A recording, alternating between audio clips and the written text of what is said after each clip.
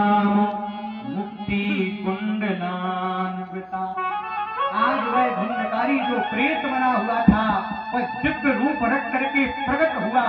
सूर्य की तरह आभा है, पीला पीतांबर धारण है, कहा जाता तुलसी दाम मंडता, तुलसी की माला पहने हुए हैं, सुंदर मुकुट लगाया हुआ है।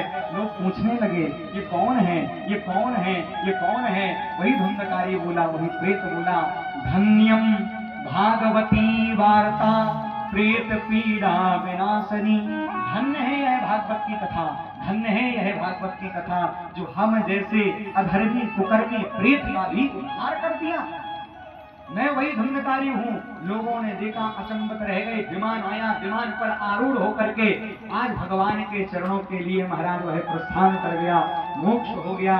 भक्तों ने जयकारा लगा दिया, बोले भागवत महापुराण की।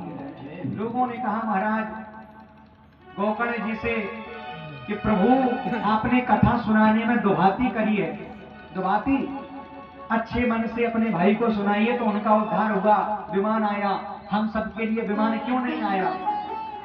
गोकर्ण जी ने कहा देखो, जिसको जीवन में कष्ट होता है, जिसको भगवान से मिलने की उत्कट उत्कंठा जागृत होती है, आहा वही तो मन से कथा सुनता है।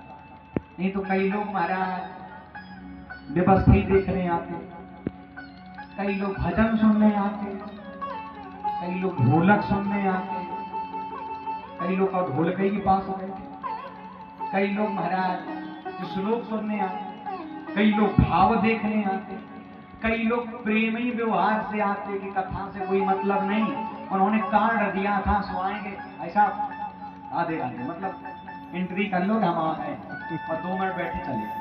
तो ये नहीं, भाव हो अगर हमारा कि नहीं हमें कथा में कुछ प्राप्त करना है, कुछ लेना है, कथा से सीखना है, तभी तो उद्धार हो सकता है।